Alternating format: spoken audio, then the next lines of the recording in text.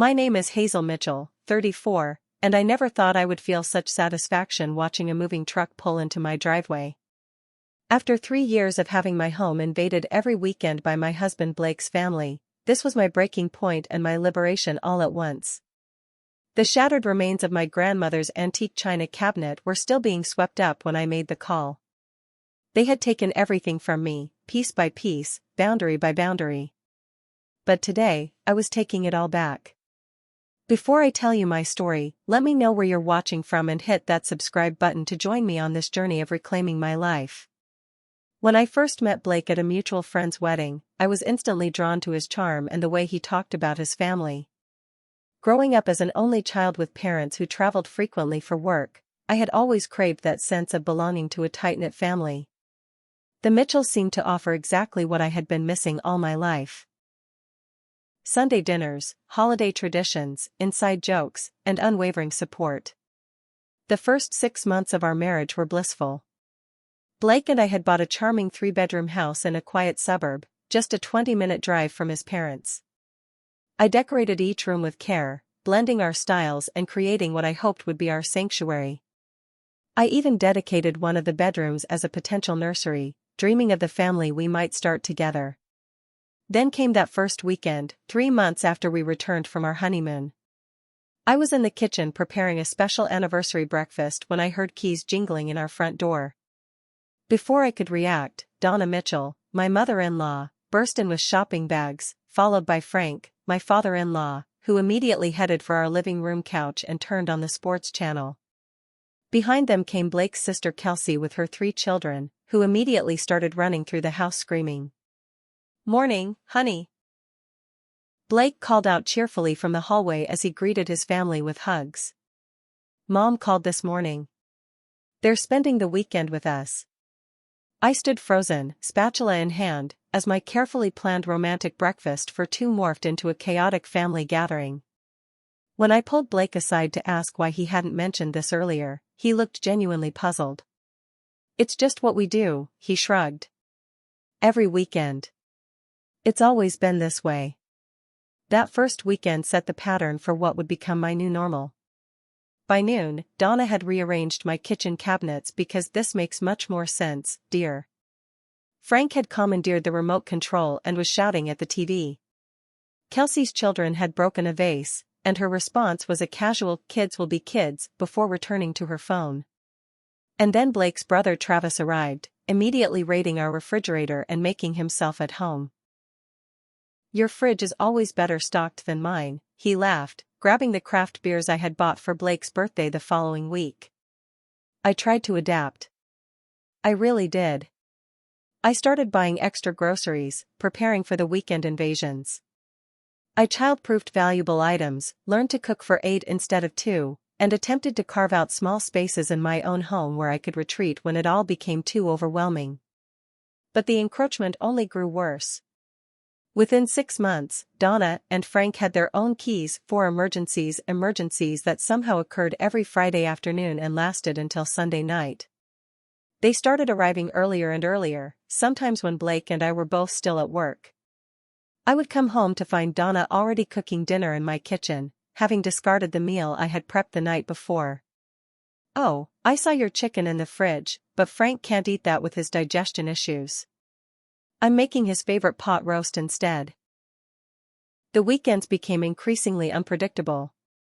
Sometimes additional relatives would show up, cousins, aunts, uncles, all treating our home like a community center.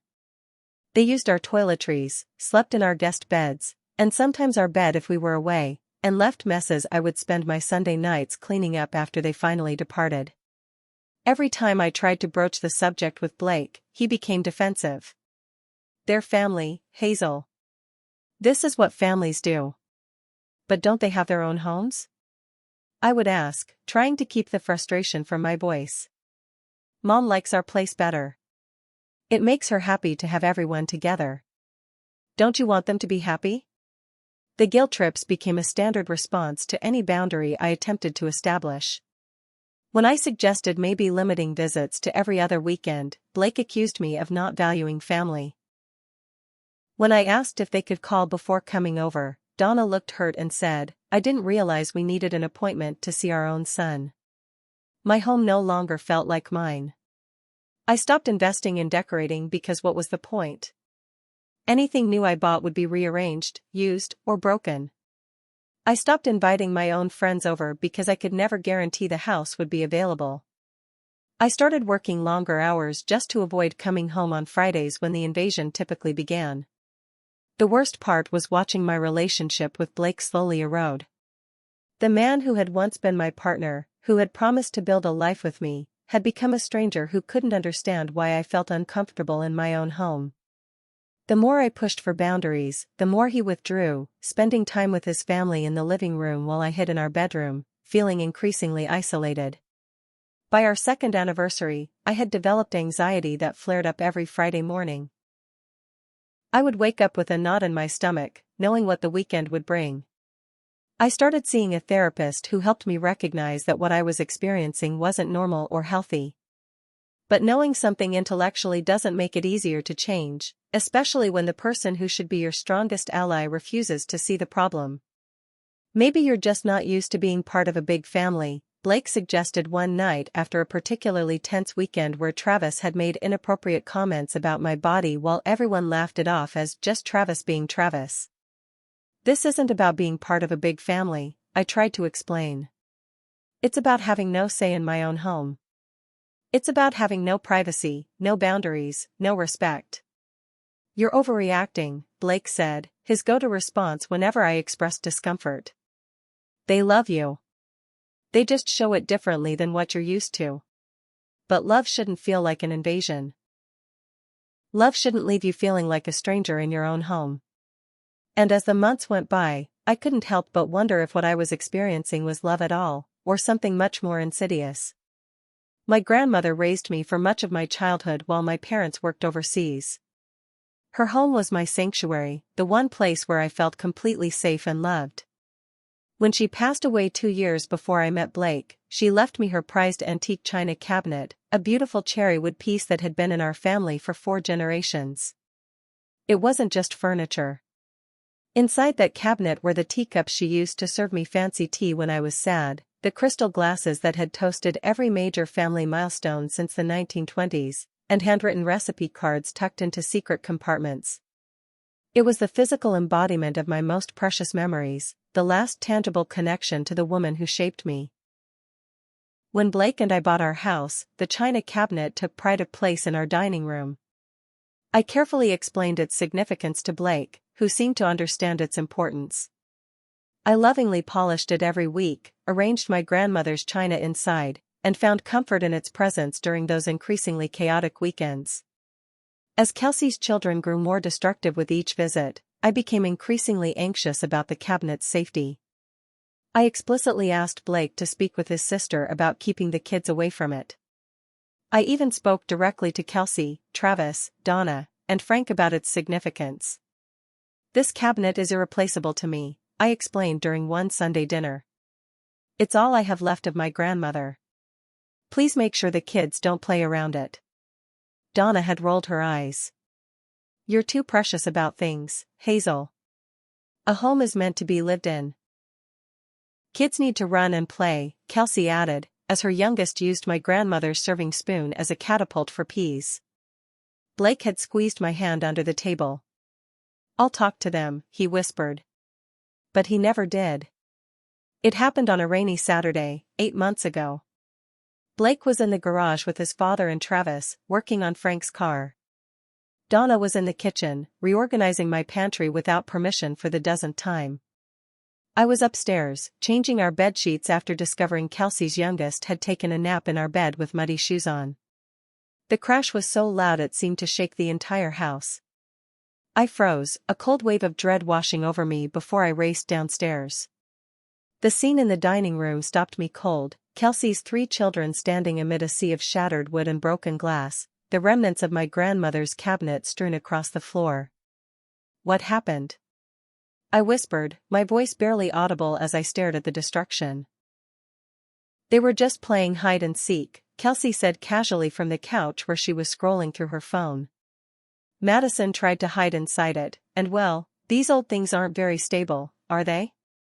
I fell to my knees, carefully picking up the shattered remains of teacups, tears streaming down my face. Madison, her 9-year-old, was already running off to find a new game, stepping on glass shards as she went. Be careful of your feet. Kelsey called out, not moving to help or discipline her children. Blake came running in from the garage, surveying the scene with wide eyes. What happened here? Before I could speak, Donna appeared from the kitchen. There was a little accident with that old cabinet. Nothing to worry about. Nothing to worry about? I finally found my voice, though it shook with emotion. This was my grandmother's. It was over 100 years old. It's irreplaceable. It's just furniture, Hazel, Blake said, his tone dismissive as he helped me up from the floor. The important thing is no one got hurt. Just furniture? I stared at him in disbelief.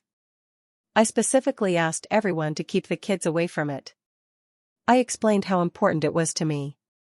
Kids will be kids, Kelsey shrugged, finally looking up from her phone. You can't expect them to remember every rule.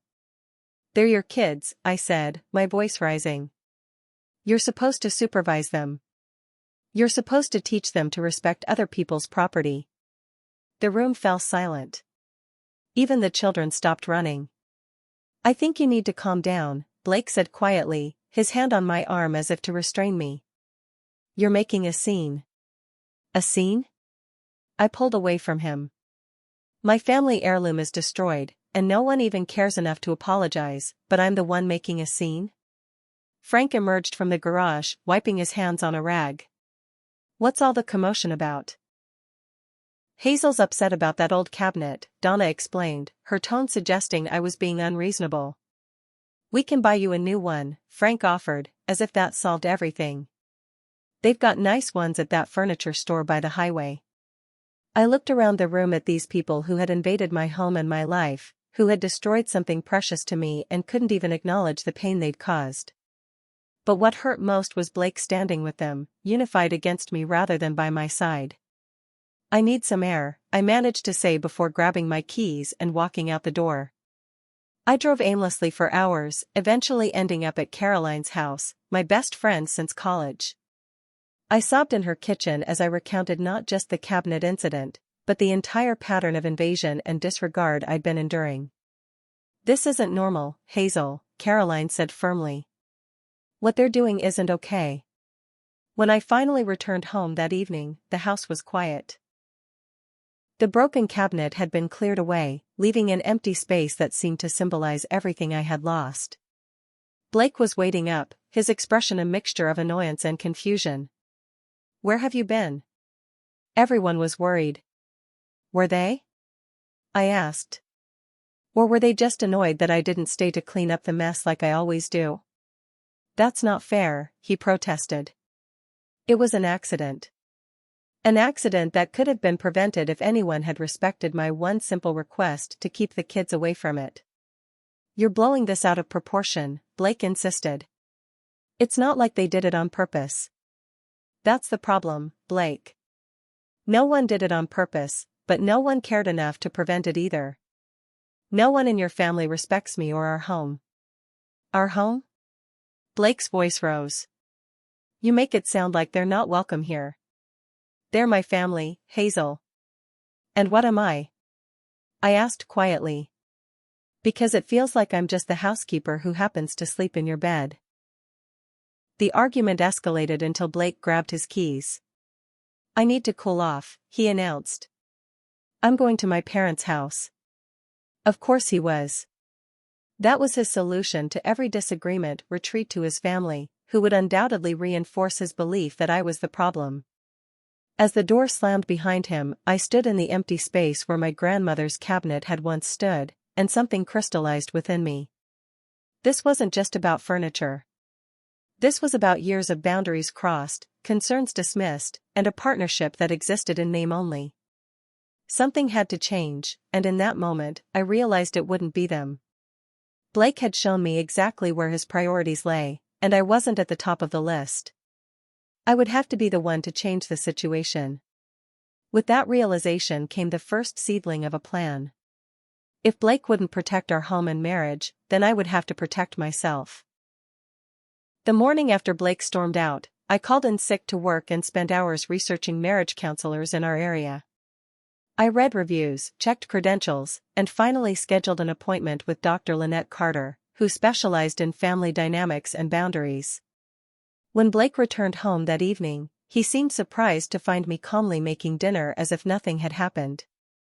"I thought you'd still be upset," he said cautiously. "I am upset," I replied, keeping my voice even. "But I'm also committed to fixing this situation.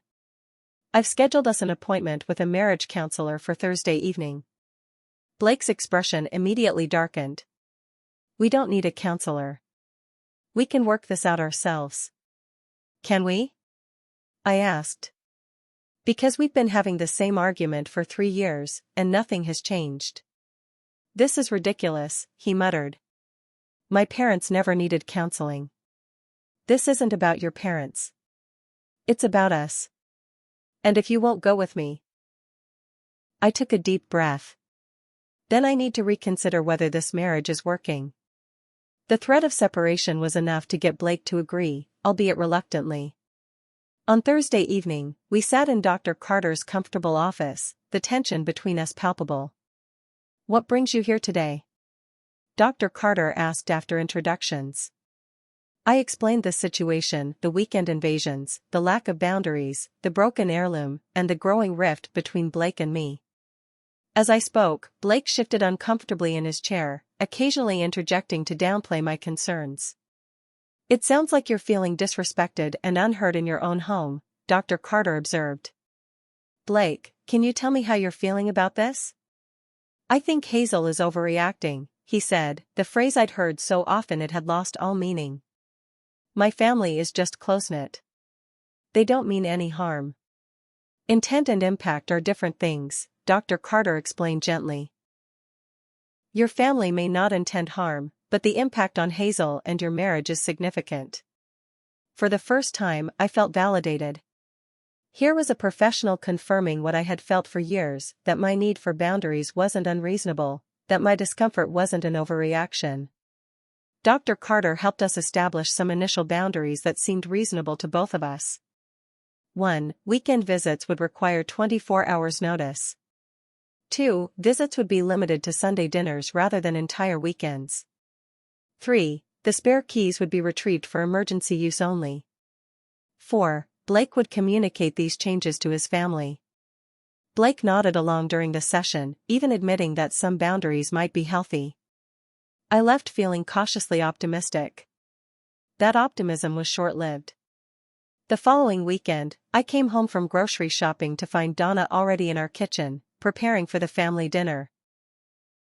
"Blake told me about your new rules," she said, her tone making it clear what she thought of them. "But I was already planning this dinner, so he said it was fine just this once." Just this once. The phrase that had justified countless boundary violations over the years. When I confronted Blake about it, he shrugged. Mom had already bought all the food. What was I supposed to say? "You were supposed to say what we agreed on in counseling," I replied, trying to keep my voice steady. "That we need notice before visits. It's not that big a deal, Hazel. It's just dinner." But it wasn't just dinner. It was the beginning of a pattern where Blake would agree to boundaries in counseling, then allow his family to ignore them with minimal resistance. The request for shorter visits lasted exactly 2 weeks before the Mitchells were once again spending entire weekends at our house. The advance notice requirement was treated as a suggestion rather than a rule. And while Blake had initially retrieved the spare keys, I discovered by accident that he had secretly returned them to his parents in case of emergency. I found out when I came home early from work one day to find Donna in our bedroom, going through my jewelry box. "Oh," she exclaimed, clearly startled. "I was just looking for that pearl necklace you wore to the Christmas party. Kelsey has an event and wanted to borrow it." "How did you get in?" I asked, though I already knew the answer. "Blake returned our key," she said, as if it was the most natural thing in the world. "He knows we'd never abuse the privilege." Except that's exactly what she was doing, in that very moment. When I confronted Blake that evening, he became defensive. They're my parents, Hazel. I'm not going to treat them like strangers. There's a middle ground between treating them like strangers and giving them unfettered access to our private spaces, I argued. We agreed in counseling that the keys were for emergencies only. You're being paranoid, Blake insisted. Mom wasn't snooping. She was just looking for a necklace. A necklace she didn't ask permission to borrow, in a jewelry box she had no right to go through, in a house she entered without our knowledge. Blake threw up his hands. I don't know why you're so uptight about everything. This is how families operate. No, Blake. This is how your family operates. And it's not healthy. As the weeks went by, Dr. Carter helped me recognize that Blake's resistance wasn't just about his family, it was about his own lack of individuation. He had never established himself as a separate entity from his family of origin, and our marriage was suffering as a result. You can't force him to change, Dr. Carter advised during one of our sessions. You can only control your own responses and decide what you're willing to accept. Those words stayed with me as the distance between Blake and me grew. We were sleeping in the same bed but living increasingly separate lives. He spent most weekends with his family, whether they were at our house or his parents', while I found reasons to be elsewhere.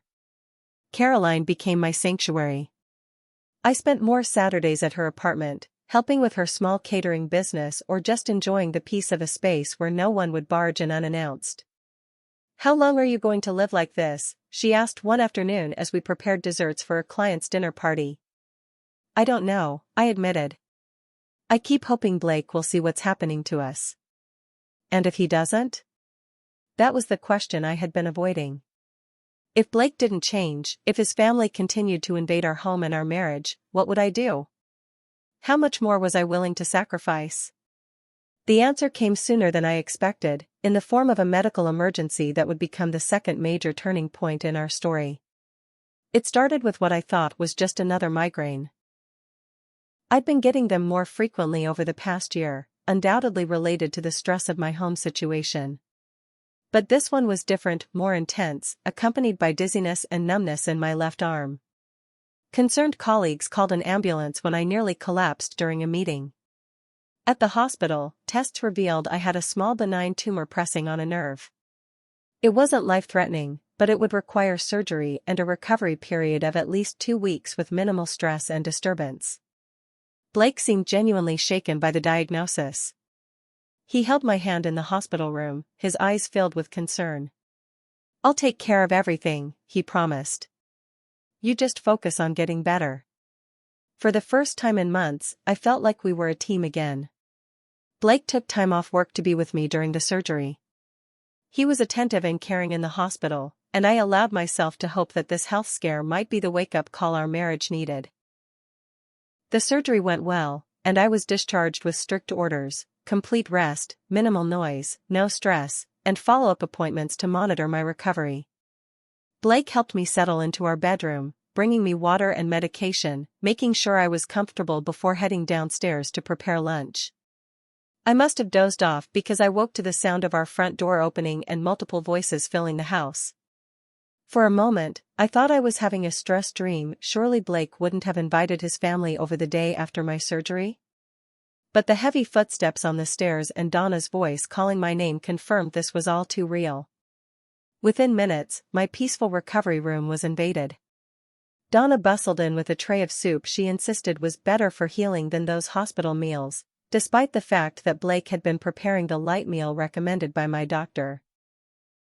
We came as soon as we heard you were home, she announced, adjusting my pillows without asking and opening the curtains I had closed to block the painful afternoon light. Family needs to stick together during health crises. Before I could formulate a response through my medication haze, Kelsey's children burst into the room, jumping on the end of the bed and sending shockwaves of pain through my healing incision. Kids, be careful. Kelsey called from the hallway, not actually entering to supervise them. Aunt Hazel is sick. Actually, I just had brain surgery, I said weakly, but no one seemed to hear me over the chaos that had engulfed my recovery space. Blake appeared in the doorway, looking uncomfortable but not surprised. "Mom thought it would cheer you up to have everyone visit," he explained, as if this was a reasonable interpretation of complete rest and minimal noise. Over the next few hours, any hope of recovery evaporated. Frank turned on the sports channel at full volume in the living room, directly below our bedroom. Travis brought his new girlfriend, who kept coming into our room to use our private bathroom because the other one was occupied. Kelsey's children ran screaming through the house, occasionally bursting into the bedroom to show me toys or ask for snacks. When I tried to take my prescribed pain medication, I couldn't find it on my bedside table. After a frantic search, Blake discovered that Donna had reorganized my medications in the kitchen cabinet to keep them safe from the children. By evening, my head was pounding, my surgical site throbbing, and my entire body tense with stress. I had been unable to rest at all, and when I developed a fever, Blake finally became alarmed enough to ask his family to leave. "They were just trying to help," he said defensively as he drove me back to the emergency room at midnight. The ER doctor was not impressed. "Your post-operative instructions were very clear," she said sternly after examining me. "Your recovery environment needs to be quiet and stress-free. This fever is likely due to stress and overexertion." Blake looked appropriately chastised. "I'll make sure she gets proper rest from now on," he promised. And for a few days, he did try. He kept his family at bay with promises that they could visit when Hazel is stronger. He brought me meals in bed, managed my medications, and seemed to finally understand the severity of the situation. But by day 4 of my recovery, the old patterns re-emerged. I woke from a nap to hear Donna's voice downstairs. "I just brought some casseroles for Blake," she was saying. "I know he must be overwhelmed trying to take care of everything." One casserole delivery turned into Donna staying for coffee, which turned into her tidying the living room, which somehow evolved into her calling Kelsey to bring the kids over just for a quick hello. By the time Blake came to check on me, I could hear the full Mitchell clan downstairs. He had the grace to look guilty as he brought me my medication. "They just wanted to drop off food," he explained weakly. "Blake," I said, my voice steadier than I felt, "I need you to be honest with me. Did you ask them to come over, or did they just show up?" His hesitation told me everything I needed to know. "I might have mentioned that I was having trouble keeping up with the housework," he admitted. "Mom offered to help." "And did you tell her that the doctor said I need quiet and rest?" "She said they'd be quiet," Blake defended. "And they are trying."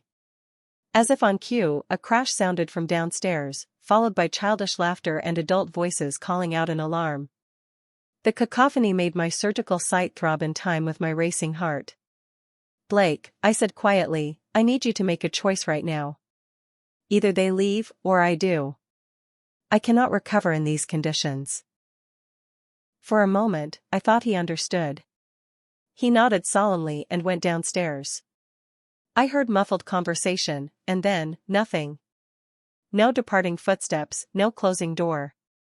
Just the continued sounds of the Mitchell family making themselves at home. 20 minutes later, Blake returned with a plate of Donna's casserole. "They're trying to keep it down," he said, as if this was a reasonable compromise. In that moment, something broke inside me, the last fragile thread of hope that Blake would ever put our marriage first. With shaking hands, I reached for my phone and called Caroline. "Can you come get me?" I asked when she answered. "I need to go somewhere quiet to recover." Caroline arrived within half an hour. Blake seemed genuinely shocked when I told him I was leaving. "You can't just go," he protested. "You're still recovering. You need me." "What I need is rest and quiet," I replied, carefully packing a bag with my medications and a few essentials. "Something I clearly can't get here." "You're overreacting again," Blake said, but his voice lacked conviction. Even he could see the situation had gone too far. As Caroline helped me to her car, I glanced back at our house. Through the living room window, I could see the Mitchells gathered around the TV, apparently unconcerned that their behavior had driven me from my own home while recovering from brain surgery. The week I spent recovering at Caroline's apartment was transformative. In the peace of her guest room, with no invasions or constant boundary violations, I felt myself healing, not just physically, but emotionally. For the first time in years, I slept deeply, without anxiety about who might burst through the door at any moment.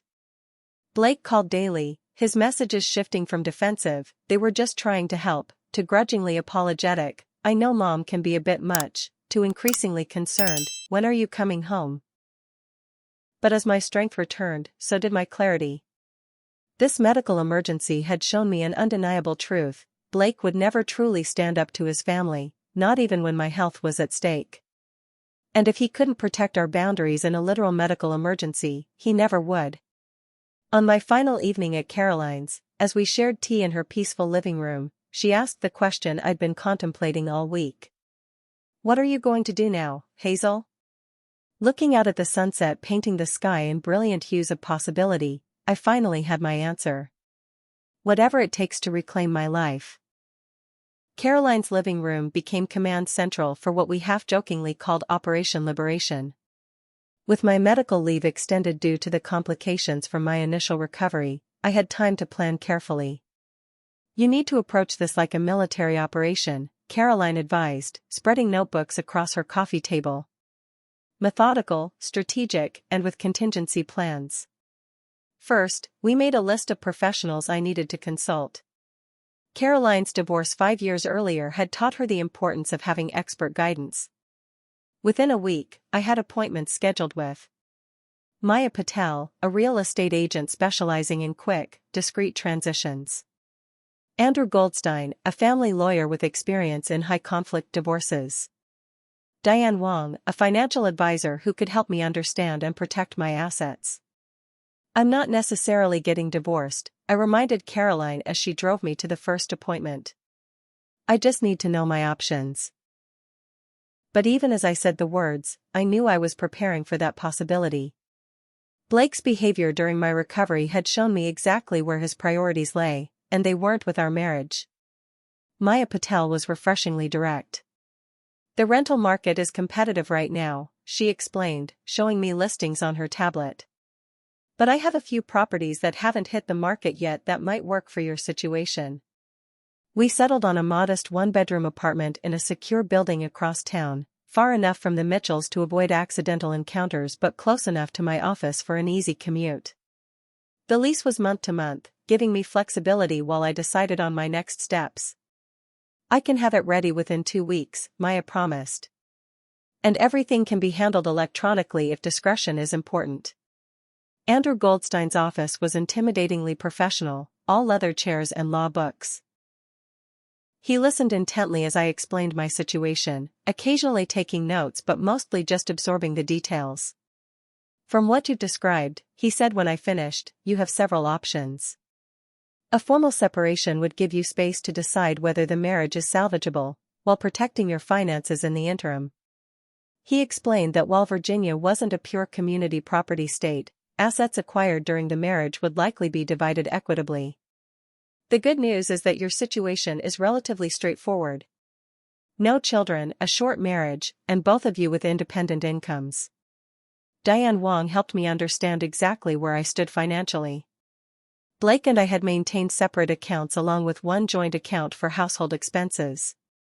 This would make disentangling our finances less complicated. "I recommend opening a new account at a different bank," Diane advised. "And start documenting all household assets, especially anything you owned before the marriage." With professional guidance secured, I turned to the practical aspects of my plan. Caroline helped me create a detailed inventory of my possessions, distinguishing between items I had brought into the marriage and those we had purchased together. We took photos of everything, from my grandmother's remaining china to my personal electronics. I began quietly packing and relocating my most irreplaceable items: photo albums, important documents, family heirlooms that had survived the Mitchell invasions. Caroline stored these in her spare closet, away from the risk of further damage or accidental breakage. Throughout this process, I maintained a careful facade of normalcy with Blake. I had returned home after my week at Caroline's, but something fundamental had changed. The distance between us was no longer just emotional but felt physical, as if we were already living separate lives under one roof. Blake seemed to sense the shift. He made awkward attempts at reconnection, bringing home flowers, suggesting date nights, even proposing a weekend away, just the two of us. But these gestures, while once meaningful, now felt hollow, like applying a bandage to a fatal wound. His family's visits had temporarily decreased after the medical incident, but they hadn't stopped. They were just more circumspect, coming when I was at work or out with Caroline, leaving evidence of their presence in rearranged items and missing food. 2 weeks into my planning, I made one final attempt at honest communication. I prepared a list of specific, reasonable boundaries that would make continued cohabitation possible. 1. No unannounced visits from family members. 2. Visits limited to once a month, with specific beginning and end times. 3. No use of our home when we weren't present. 4. Respect for personal space and belongings. 5. Consequences for boundary violations, including temporary suspension of visits. I presented this list to Blake one evening after dinner, framing it as a way to improve our marriage. I've been doing a lot of thinking during my recovery, I explained. And I believe our relationship needs clearer boundaries to be healthy. Blake skimmed the list, his expression darkening with each item. This again, he sighed, pushing the paper away. I thought you were past this phase. It's not a phase, Blake. It's a fundamental need for respect in our home and marriage. It seems like you're the one who doesn't respect my family, he countered. These boundaries feel like punishment for them caring about us. Caring doesn't mean taking over our space, using our things without permission, or ignoring our privacy, I argued. Healthy families have boundaries. Not my family, Blake said firmly. We've always been close. Always had open doors. I'm not going to change that because you're being controlling. Is that what you think this is? Me being controlling? What else would you call it? Blake gestured at the list. Limited visits? Specific times? Consequences? It's like you're treating my family like children. Because they act like children, I said, frustration finally breaking through my calm facade.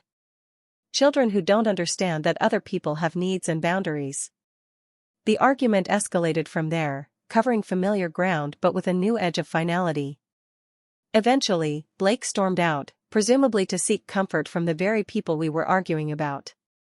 While he was gone, I checked his phone, something I had never done before and felt uncomfortable doing even now. But I needed to know what I was dealing with.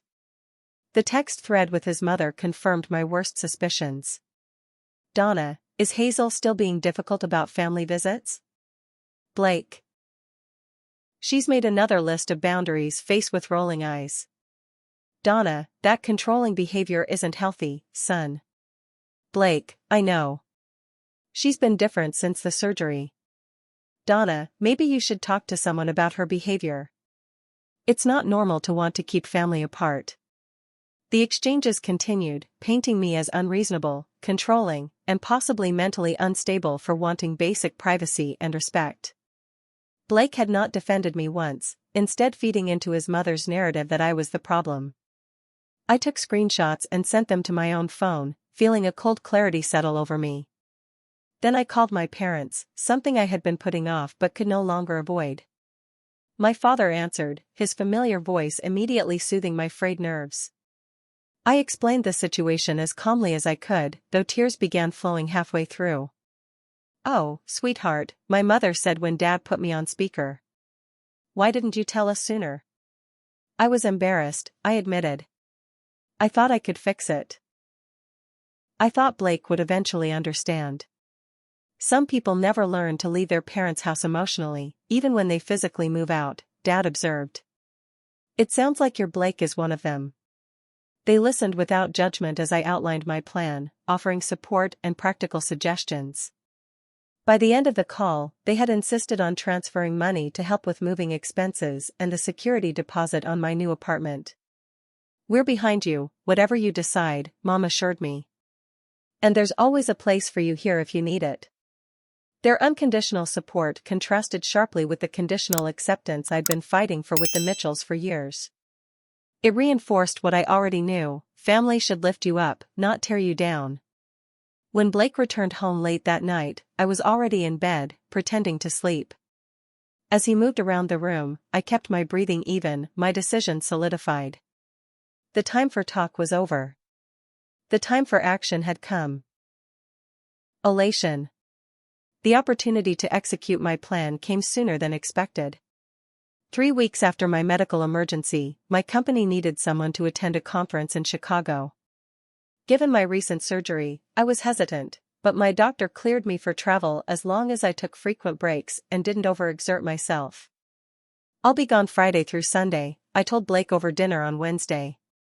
"It's last minute, but they need someone to cover for Jessica since she's on maternity leave." Blake nodded absently, scrolling through his phone. "That's fine. I've got plans with the guys on Saturday anyway." The lie came easily, surprising even me. There was no conference in Chicago. Instead, I had booked a weekend at Caroline's lakeside cabin, where we would finalize the last details of my exit strategy. The apartment lease was signed, essential items already relocated, and financial arrangements in place. All that remained was gathering evidence of exactly what happened in our home when I wasn't present. "Are you sure you're up for traveling so soon after surgery?" Blake asked, a flicker of concern crossing his face. "The doctor said it's fine," I replied, which was true. My follow-up appointment had gone well, with the doctor pleased by my recovery once I'd moved to Caroline's peaceful environment. Besides, it's mostly sitting in conference rooms and networking dinners. Nothing strenuous. On Friday morning, Blake kissed me goodbye before heading to work, seemingly unperturbed by my impending business trip. I waited until he was gone, then began implementing the next phase of my plan. Caroline arrived with the equipment we needed: small, legal home security cameras that connected to my phone. We carefully placed them in the main areas of the house: living room, kitchen, front entryway, and hallway.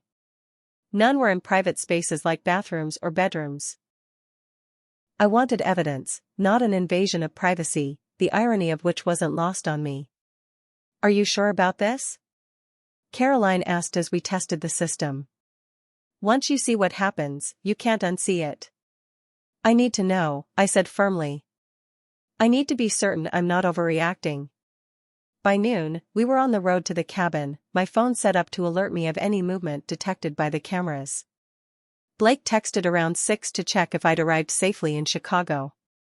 I replied with a generic hotel photo I'd found online and a brief message about conference registration.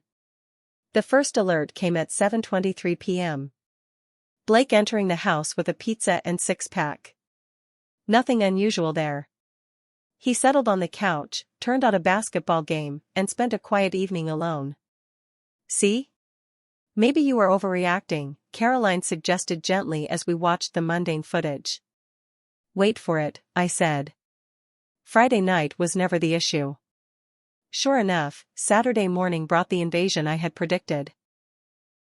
The first alert showed Blake opening the door for his mother at 9:15 a.m., followed closely by Frank, Kelsey, and her children, and eventually Travis.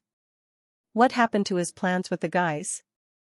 Caroline asked, watching the Mitchell family make themselves at home in my absence. "That was never the plan," I said quietly. "This was always the plan." Throughout the day, alerts pinged regularly as the cameras captured the Mitchells treating our home exactly as I had described to Caroline, with complete disregard for privacy or boundaries. Donna rearranged my carefully organized kitchen cabinets, complaining loudly about my inefficient system.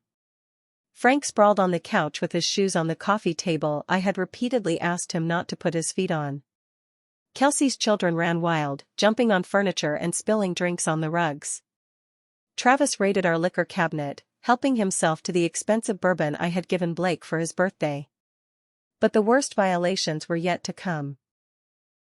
After lunch, the cameras caught Donna entering our bedroom, a space that should have been completely off-limits. She opened drawers, examined my clothes, and even peeked into my bedside table before emerging with my jewelry box. Back in the living room, she opened it in front of everyone. "Look at these earrings Howard gave me for our anniversary," she said, holding up a pair of sapphire studs. "Hazel has similar ones, but I think mine are better quality." Those weren't similar earrings. They were my earrings, a gift from my parents for my 30th birthday. "Is she wearing your jewelry?" Caroline asked incredulously. "Apparently," I replied, my voice tight with anger. The violations continued throughout the afternoon. Kelsey's children jumped on our bed with muddy shoes. Travis and his girlfriend disappeared into our guest room for an hour, emerging with disheveled clothing. Frank spilled wine on my office chair and turned the cushion over to hide the stain. But the most devastating moment came after dinner, when Blake was helping his father fix the recliner they had broken. "Have you thought more about what we discussed?" Donna asked Blake, her voice slightly lowered but still captured by the camera. "About Hazel?" Blake sighed. "I don't know, Mom. Things have been tense since her surgery." "I'm just concerned," Donna persisted. "The way she isolates you from family, these constant complaints about us visiting, the ridiculous boundaries she tries to impose, these are warning signs, Blake." "Warning signs of what?" Blake asked, though his tone suggested he already knew. "Control. Manipulation." Donna's voice took on a concerned tone that rang false even through the camera. "Remember Aunt Judy's husband? How he gradually cut her off from all of us?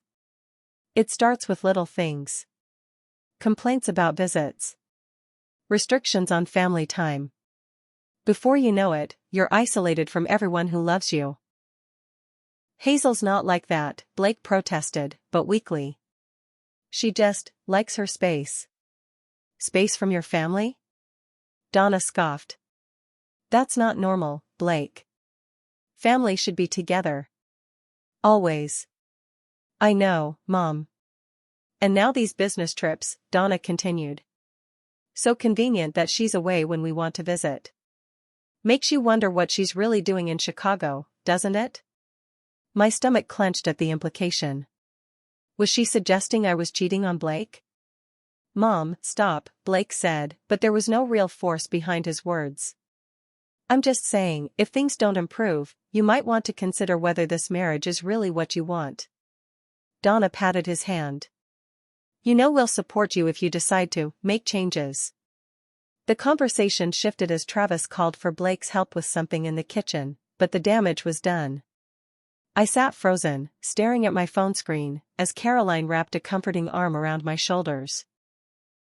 "She's actively trying to break up your marriage," Caroline whispered, horrified. "And Blake's letting her," I replied, a strange calm settling over me as the last piece of the puzzle fell into place. This wasn't just about boundary violations or disrespect. This was a systematic campaign to undermine my marriage from within. The final violation came near midnight, after most of the family had left. The living room camera alerted me to movement, and I opened the app to find Blake and his parents having one last conversation before they departed. "Don't worry about cleaning up," Donna was saying. "I'll come by tomorrow while Hazel's still away and get everything sorted." "Thanks, Mom," Blake replied, rubbing his eyes tiredly. "I appreciate it." "That's what family does, sweetheart," she said, embracing him. "We take care of each other. Unlike some people." The pointed comment hung in the air, and Blake said nothing to defend me. Absolutely nothing. As they finally left and Blake locked up for the night, I turned off my phone and sat in silence, looking out at the moonlight reflecting on the lake outside Caroline's cabin. "What are you thinking?" Caroline asked softly. "I'm thinking that I just witnessed the death of my marriage," I replied, surprising myself with how steady my voice was. "And now I need to plan the funeral." Sunday morning, I drove back to town, stopping first at my new apartment to confirm everything was ready. The property manager gave me the keys, and I spent an hour familiarizing myself with the space smaller than my home with Blake, but peaceful, clean, and most importantly, mine alone. I arrived home just as Blake was cleaning up the last evidence of the weekend invasion. He looked surprised to see me. "You're back early. How was the conference?" "There was no conference, Blake." His expression shifted from confusion to wariness. What do you mean? Without a word, I took out my phone, opened the security app, and played the footage of Donna going through my jewelry, wearing my earrings. Blake's face paled. You've been spying on us? No, Blake. I've been documenting what happens in my home when I'm not here. I scrolled through more clips, the children jumping on our bed, Travis and his girlfriend in our guest room, Frank hiding the wine stain. This is what your family does. This is what you allow them to do. This is an invasion of privacy, Blake sputtered, his face reddening. That's rich, coming from you, I replied, keeping my voice even. Your mother went through my jewelry. Wore my earrings. Your brother had sex in our guest room. Your niece and nephews destroyed our bedroom. And you let it all happen. Their family, Blake began his usual defense. And what am I, Blake? I interrupted. Because according to your mother, I'm a controlling manipulator who's probably cheating on you in Chicago. His eyes widened. She didn't mean that. She's just protective. She absolutely meant it. And you didn't defend me. Not once. Blake ran his hands through his hair, clearly flustered. You don't understand. Family is complicated. No, Blake. Family should be the people who respect you, support you, and honor your boundaries. Your family does none of those things, and neither do you. I put my phone away and picked up my purse, suddenly exhausted by the entire situation. Where are you going? Blake asked, panic edging into his voice. I need some time to think, I said, which wasn't a lie. I'll be at Caroline's. As I walked out the door, I glanced back at Blake standing amid the remnants of another Mitchell family invasion, looking lost and confused. For the first time in months, I felt nothing but clarity. It was time to move forward with the final phase of my plan. Monday morning dawned clear and bright, a perfect day for new beginnings. I had spent another night at Caroline's, ignoring Blake's increasingly frantic texts and calls. He veered between anger over the invasion of privacy and plaintive appeals for us to talk things through. But there was nothing left to talk about. The cameras had shown me everything I needed to see. I had taken a personal day from work, citing medical follow-up from my surgery. Blake had gone to his office after I assured him via text that we would talk that evening. He didn't know that our conversation would be very different from what he was expecting. At precisely 9 a.m., the moving truck arrived at our house. I had hired a company that specialized in quick, efficient moves, explaining my situation without going into detail. They had assured me they could pack and relocate my personal belongings within 4 hours. Caroline arrived shortly after, armed with coffee and moral support. Are you sure about this timing? She asked as we watched the movers begin unloading empty boxes. Blake could come home for lunch. He never does, I replied. And I called his boss this morning, mentioning that Blake had been distracted lately and asking if he could involve him in the Johnson project today. It should keep him at the office until at least 6. Sneaky, Caroline observed with approval. But necessary. The movers worked with impressive efficiency, following my instructions about which items to pack. I had prepared a detailed inventory, distinguishing between my personal property and joint assets. Anything that was clearly mine, clothes, books, personal electronics, family heirlooms, would come with me. Joint purchases and household items would mostly stay, with a few exceptions for things that held particular sentimental value. As the living room gradually emptied of my possessions, I felt a strange mixture of sadness and relief. This house had never truly been my home, not in the way a home should be: a sanctuary, a safe space. Yet I had invested 3 years of my life here, trying to create something meaningful with Blake. In the bedroom, I carefully packed my clothes, leaving behind anything Blake had given me, including the jewelry that Donna had so casually helped herself to. Let her have it. I no longer wanted these reminders of a relationship built on such an uneven foundation. The most difficult moment came when I opened my bedside drawer and found our wedding photo. We had looked so happy, so full of hope.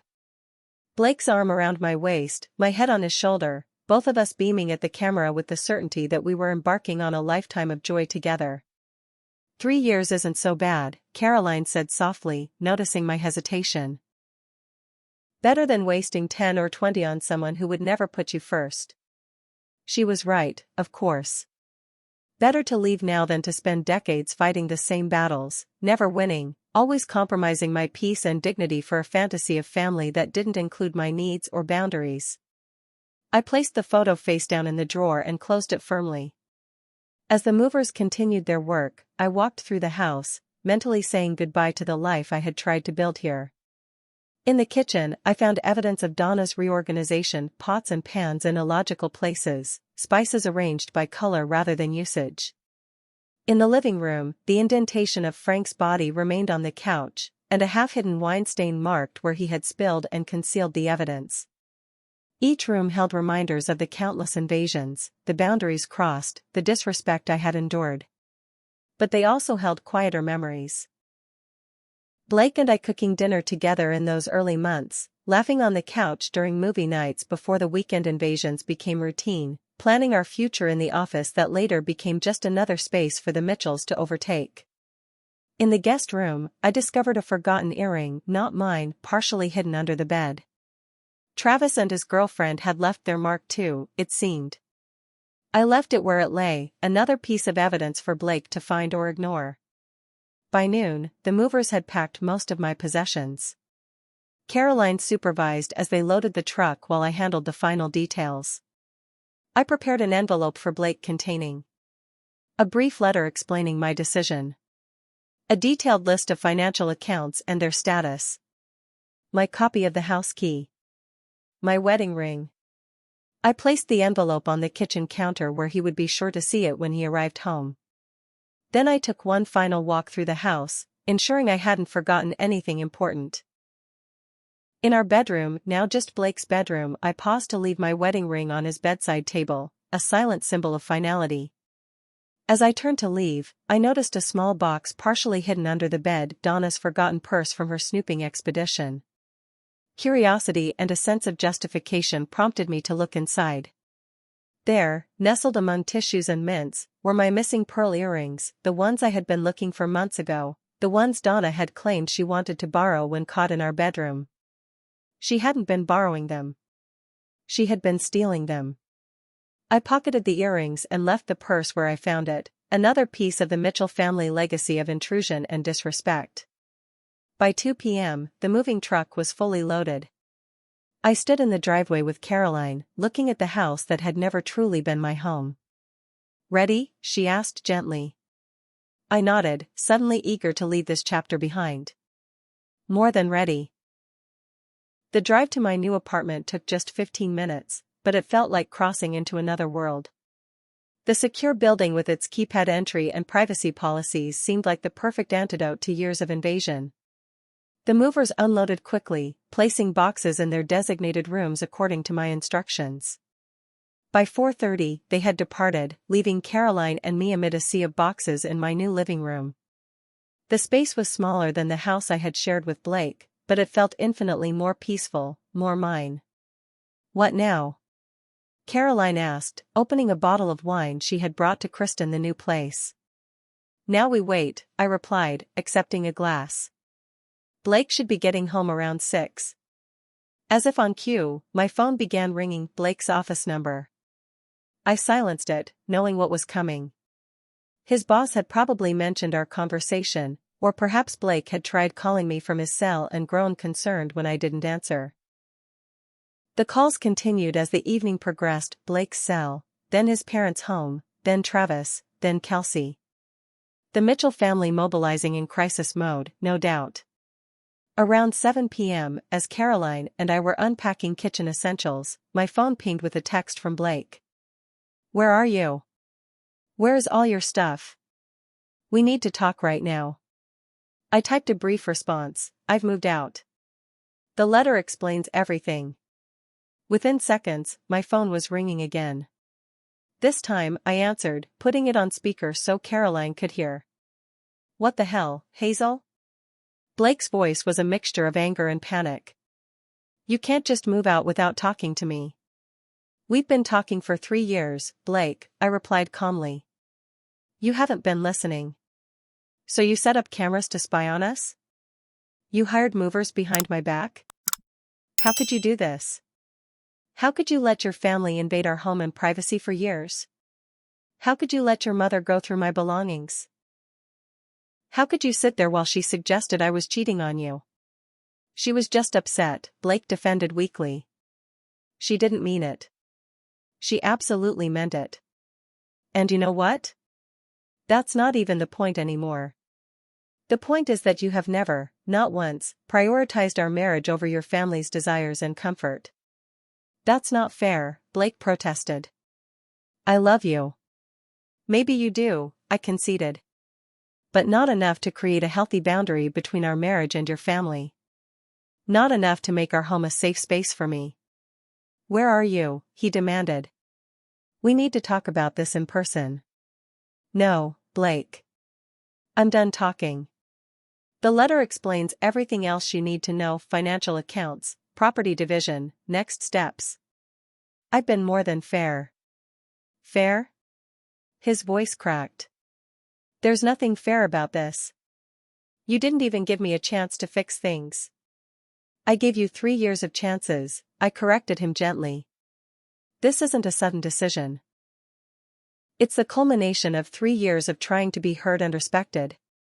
The conversation continued in circles, Blake alternating between anger, pleading, and attempts to guilt me into returning. When he finally ran out of arguments, his voice softened. Please, Hazel. Just tell me where you are. We can work this out. Goodbye, Blake, I said, and ended the call. As I set down the phone, I felt a weight lifting from my shoulders, the burden of constantly fighting for basic respect and dignity in my own home. You did it, Caroline said, raising her glass in a toast. Welcome to your new life. As we clinked glasses, I looked around the apartment, boxes everywhere, furniture askew, nothing yet in its proper place. But despite the chaos, I felt something I hadn't experienced in years: peace.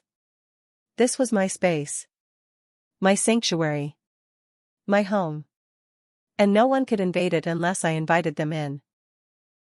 The first week in my new apartment passed in a blur of unpacking, redirecting mail, and ignoring the Mitchell family's attempts to contact me. Blake vacillated between angry demands and heartbroken pleas, sometimes within the same message. His family took a less nuanced approach. Donna left voicemails accusing me of abandonment and cruelty, while Frank sent texts suggesting I was emotionally unstable and needed professional help. I responded to none of it, focusing instead on establishing my new routine and adjusting to life on my own. The silence of my apartment initially felt strange after years of constant invasion, but I quickly came to treasure the peace. I could leave a book on the coffee table and find it in the same spot when I returned. I could arrange my kitchen exactly as I wanted without discovering it reorganized the next day. I could sleep without anxiety about who might burst through the door unannounced. The second week brought escalation. Blake showed up at my workplace, causing a scene in the lobby that required security intervention. I had anticipated this possibility and warned my supervisor, who was understanding and supportive. After being escorted from the building, Blake sent a barrage of texts alternating between apologies and accusations. I'm sorry about coming to your office. I just need to see you. You're being childish, hiding instead of facing this like an adult. Please just tell me what I can do to fix this. My mother is heartbroken. How could you do this to our family? Our family. The phrase crystallized everything wrong with our marriage. In Blake's mind, his family and our marriage were inseparable entities, with his family taking precedence by default. By the third week, I had engaged a mediator to handle our separation discussions. I proposed a straightforward division of assets. I would keep my retirement accounts and personal property, Blake would keep the house and its equity, and we would split our joint savings proportionally based on contributions. No alimony, no ongoing financial entanglements, a clean break. Blake initially refused to consider any settlement, still insisting we could reconcile. It took his reluctant meeting with Andrew Goldstein, my attorney, to realize I was serious about proceeding with divorce if necessary. The turning point came a month after I moved out. I was grocery shopping when I noticed a familiar figure at the end of the aisle. Allison, Blake's cousin, who I had always liked but rarely seen due to her own strained relationship with Donna and Frank. "Hazel," she called, approaching with a hesitant smile. "I thought that was you." We stood awkwardly among the produce, the weight of unspoken circumstances between us. "I heard about what happened," Allison said finally. "Blake's been struggling." "I'm sorry to hear that," I replied, genuinely meaning it despite everything. I had never wanted to hurt Blake, only to protect myself. "Don't be," Allison surprised me by saying. "He needed this wake-up call." They all did. Over coffee after finishing our shopping, Allison shared her own experience with the Mitchell family dynamic. She had limited contact with them for years after similar boundary violations when she and her husband first married. "Donna did the same thing to us," she explained. "Keys to our house, unannounced visits, rearranging our furniture, criticizing everything." Jeff finally put his foot down after he came home to find her going through our financial papers. "Blake never would have done that," I said softly. "Put his foot down, I mean." "No," Allison agreed. "He was always the peacekeeper, the one who would sacrifice anything to avoid conflict with them. I love my cousin, but he never learned that sometimes love means setting boundaries." Her understanding was like a balm to wounds I hadn't realized were still raw. For the first time, I felt validated by someone from Blake's own family, someone who had experienced exactly what I had endured. "They're in shock, you know," Allison continued. "Donna especially. No one has ever actually left before. They push, and people just take it. Until they don't," I finished. Allison nodded. "Until they don't." As we parted, she hesitated, then said, "For what it's worth, I think you did the right thing. For yourself and, ultimately, for Blake too. He needed to learn this lesson." Her words stayed with me in the weeks that followed, offering comfort during the difficult moments. The day I received the formal separation agreement, the afternoon I changed my last name back on my social media accounts, the evening I ran into Frank at the hardware store and had to endure his cold glare. 6 weeks after moving out, I arrived home to find Blake sitting on the steps outside my building. He looked thinner, his usually neat appearance somewhat disheveled. For a moment, I considered turning around, avoiding the confrontation. But running away had never been my style. "How did you find me?" I asked, stopping a few feet away. "Caroline told me," he admitted. "Don't be angry with her." I begged her. "Told her I just needed to talk to you once, face to face." "We've been communicating through the mediator," I reminded him. "There's nothing to discuss that can't go through proper channels." "Please, Hazel." His voice cracked slightly. 5 minutes. That's all I'm asking."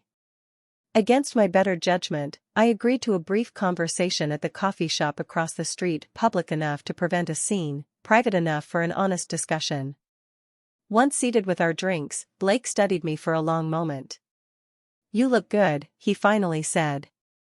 "Different somehow." "I'm at peace," I replied simply. He nodded, absorbing this. "I've been thinking a lot about what happened. About everything you said over the years. About the cameras and what they showed." "And?" I prompted when he fell silent. "And you were right." The admission seemed to cost him physically, his shoulders slumping as the words left his mouth. "About all of it. The boundaries. The invasions. My family's behavior. My complicity." I hadn't expected this acknowledgement, had prepared myself for more defenses and justifications. His honesty caught me off guard. "What made you realize it?" I asked. "Watching the footage, for one thing. Seeing it through your eyes instead of mine. And then?" He hesitated. "Allison came to see me. Told me about her experience with my parents. Made me see patterns I'd been blind to my whole life. I'm glad you're gaining perspective, I said carefully. I've started therapy, Blake continued. Individual sessions, not just couples counseling this time. I'm learning about enmeshment and codependency and all these terms that describe my family perfectly. That's good, Blake. I'm happy for you. Hope flickered in his eyes. Is there any chance? Could we maybe try again? With counseling? With everything I've learned? I could be different now. The question hung between us, weighted with history and possibility. 6 weeks ago, I might have wavered, might have seen this awakening as the miracle I had been waiting for. But now, in my peaceful new life, the thought of returning to that house, to those dynamics, to the constant vigilance required to maintain boundaries, felt like contemplating a return to prison. I'm sorry, Blake, I said gently.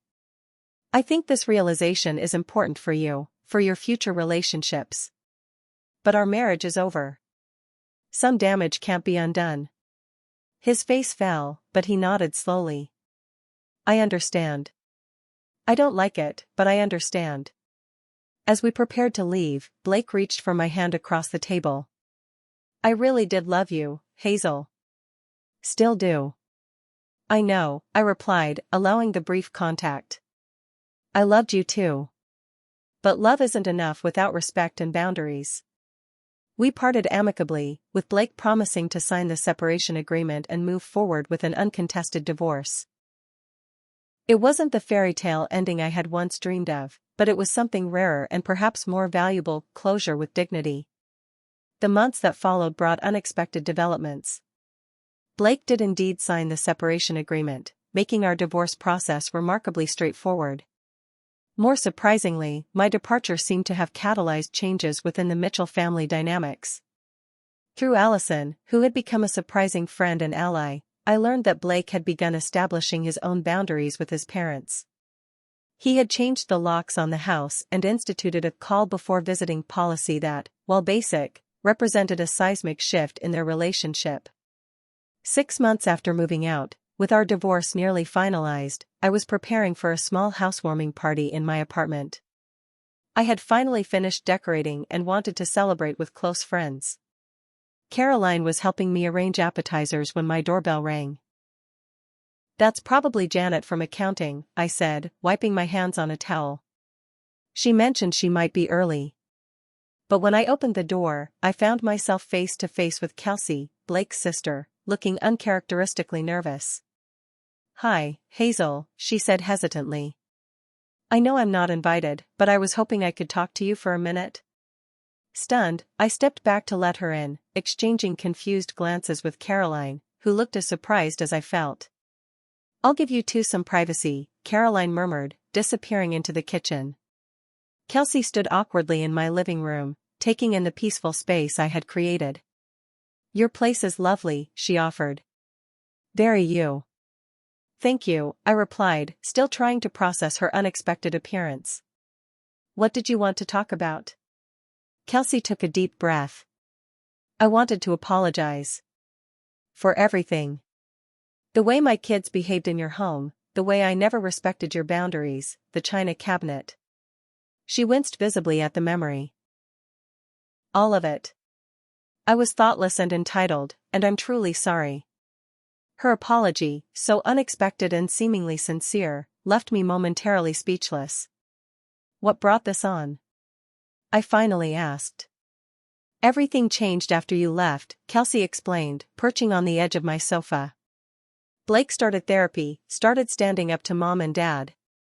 It made me look at my own behavior, how I'd been raising my kids, the example I'd been setting. She twisted her hands nervously. I started therapy too. Parenting classes as well. I'm trying to teach my children about respect and boundaries, things I never learned growing up. That's really great, Kelsey, I said, meaning it despite my lingering wariness. Allison mentioned you're having a housewarming party tonight, Kelsey continued. I don't expect an invitation. I just wanted to apologize in person before. She hesitated. Before Mom and Dad try to do the same. What? They're planning to come see you, she explained. To apologize, or at least that's what they're saying. I thought you should have some warning. As if on cue, my doorbell rang again. Caroline peeked out from the kitchen, eyebrows raised in question. I nodded, and she went to answer while I tried to process this surreal turn of events. Moments later, Donna and Frank Mitchell stood in my living room, looking oddly diminished without the power dynamic they had wielded in my former home. Donna clutched her purse, a different one from the one I'd found my earrings in, while Frank shifted uncomfortably from foot to foot. "Hello, Hazel," Donna said stiffly. "Your friend let us in. I hope that's all right." I nodded, not trusting myself to speak. "We wanted to talk to you," Frank began, then faltered, looking to his wife for support. "We owe you an apology," Donna said, each word seemingly dragged from her unwillingly. "Our behavior in your home was inappropriate." It was perhaps the most reluctant apology I had ever received, clearly prompted by something other than genuine remorse. "Blake insisted we come," Frank added, confirming my suspicion. "Said he wouldn't have us in his home until we made things right with you." So that was it. Not real understanding or empathy, just Blake finally setting boundaries and his parents scrambling to adjust to the new reality. "I appreciate you coming," I said carefully. "But I hope you understand that an apology doesn't automatically fix everything." Donna bristled visibly, her ingrained sense of entitlement warring with her need to appease Blake. "We're trying to make amends. Isn't that enough?" "Amends aren't just words," I replied. "They're changed behavior over time.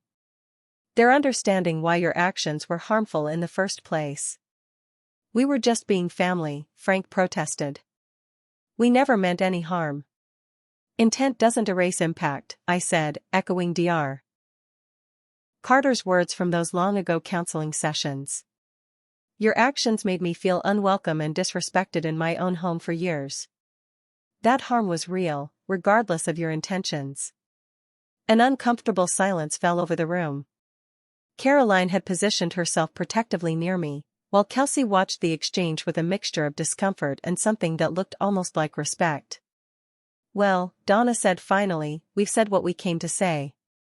Blake will be pleased to know we made the effort." And there it was, the true motivation laid bare. This wasn't about me or the pain they had caused.